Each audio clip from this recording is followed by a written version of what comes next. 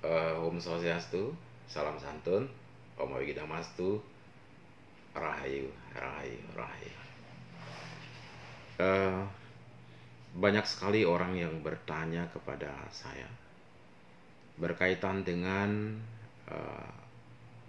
melik, ya. Banyak yang datang ke saya untuk menanyakan masalah-masalah yang berkaitan tentang melik. Apa sih melik itu, Romo? Gitu ya, kebanyakan orang seperti itu. Sebetulnya melik itu adalah merupakan titipan dari Tuhan ya untuk kita, yang mana orang yang memiliki melik, melik itu sama dengan kesenangan ya, ditandai, disonteng, itu melik, oleh kelahiran, yaitu ditandai oleh Tuhan. Berkaitan dengan melik tersebut banyak menyimpulkan ya bahwa melik itu memiliki hal-hal yang buruk ke depan terhadap dirinya. Sejatinya melik itu adalah merupakan suatu kepercayaan saja sebetulnya. Kalau kita tanggapin itu secara serius, ya akan terjadi gitu. Tetapi kalau tidak kita tanggapin, tidak akan terjadi. Anggaplah itu merupakan suatu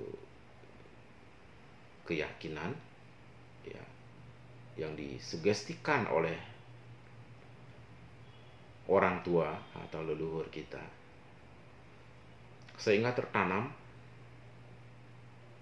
di otak kita ya, sehingga mempengaruhi kehidupan diri sendiri.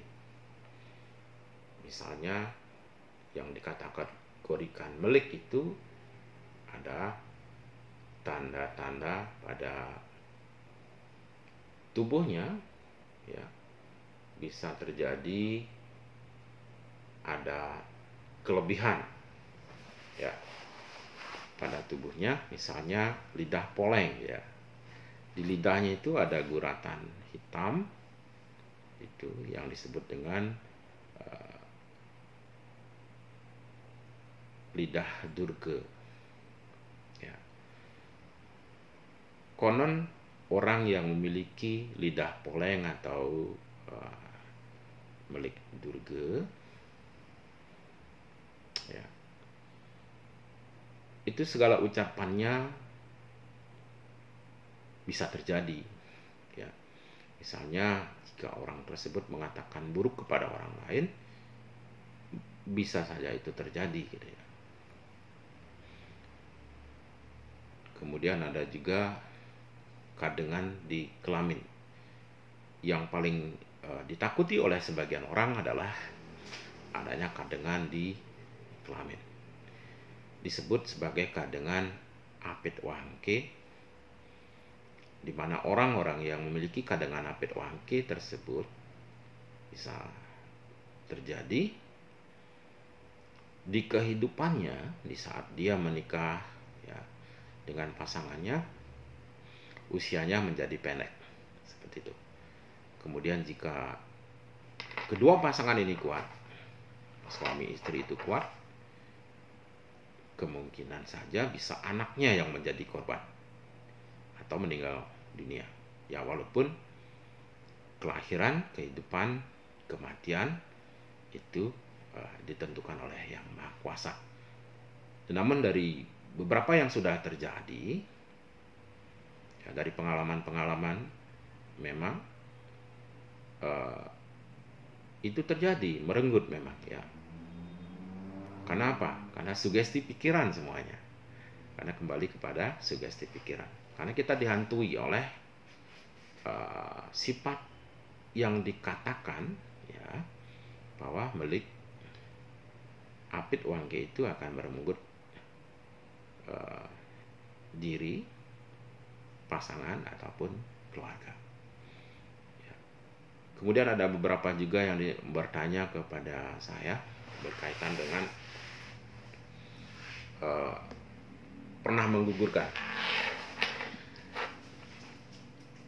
Pertanyaannya seperti ini. Romo, kehidupan saya belakangan ini sedikit bermasalah. Banyak sekali kendala-kendala dalam kehidupan saya. Sepertinya boros. Ya, walaupun saya sudah bekerja, tetapi kenapa kok tidak terkumpul rezekinya. Nah, kemudian dari keluarga juga terlalu banyak masalah. Dan saya sering sakit atau jatuh. Ya, tiba-tiba jatuh, tangan patah.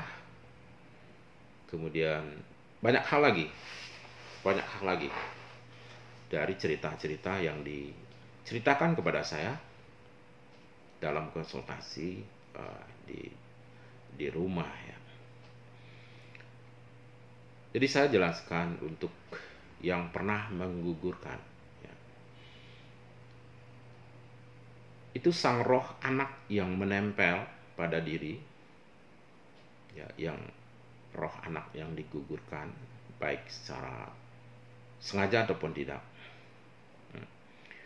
dia akan selalu ikut nempel kepada diri, terutama kepada ibunya. Kemanapun dia pergi, ya ikut dia nempel gitu. Seandainya di rumah, saat dia makan juga dia ikut makan. Saat dia shopping, dia ikut shopping gitu. Nah, jadi otomatis kesan boros itu terjadi. Ya. Nah, kemudian badan menjadi berat. Kemudian kalau berjalan kadang-kadang kita jatuh. Karena apa? Karena si anak itu ikut menggelayut pada diri. Gitu.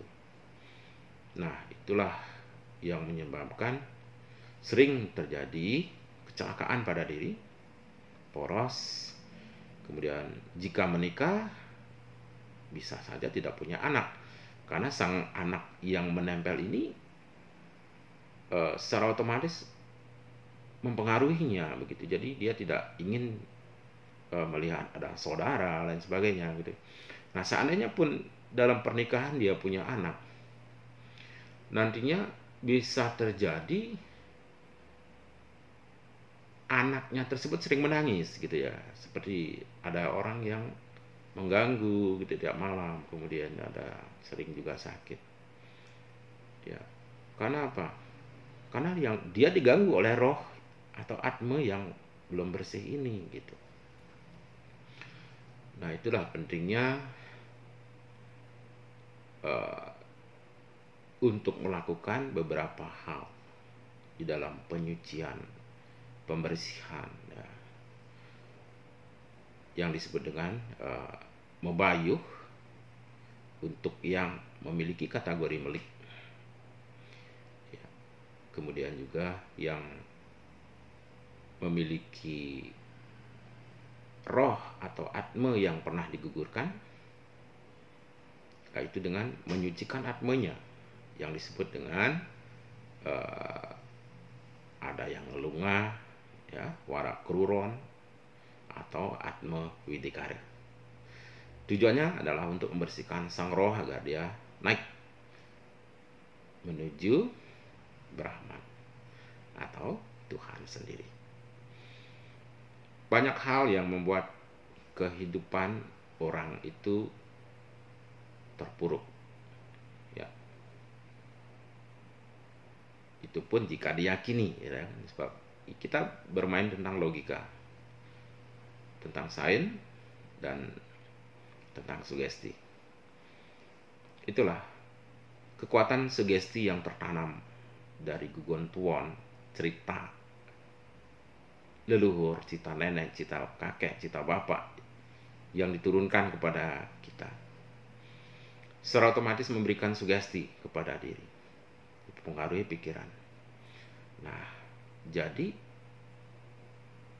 dengan diketahuinya efek dari melik, efek dari pernah menggugurkan, efek dari hal-hal yang pernah dilakukan, secara otomatis mempengaruhi kejiwaan kita. Itu yang membuat itu terjadi sebenarnya ya. Walaupun di samping itu kita memang memiliki upekara, ya, yang memang harus dilakukan secara Hindu gitu, secara keyakinan Hindu. Karena memang ya beberapa lontar yang pernah saya baca atau buku-buku yang pernah saya baca sebagai inskripsi, memang dinyatakan bahwa orang Melik itu memang harus dibayuh untuk menghilangkan atau menetralisir sifat-sifat buruk dari Melik tersebut. Sehingga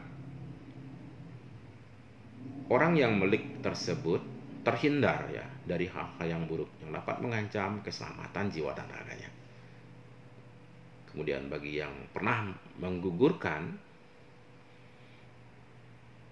secara otomatis mengangkat atma atau roh anak yang digugurkan sehingga menjadi bersih atau murni, sehingga mampu kembali lagi dengan Brahman atau Tuhan, sehingga tidak lagi gentayangan. Demikian. Itu sekelumit dari saya untuk menjawab pertanyaan-pertanyaan tentang Melik, Mabayuh, dan Warak Kruron itu ya, yang sering dilakukan orang. Kemudian semoga bermanfaat untuk kita semua. Om Swastiastu, Om Santi Santi Santi. Rahayu, Rahayu, Rahayu.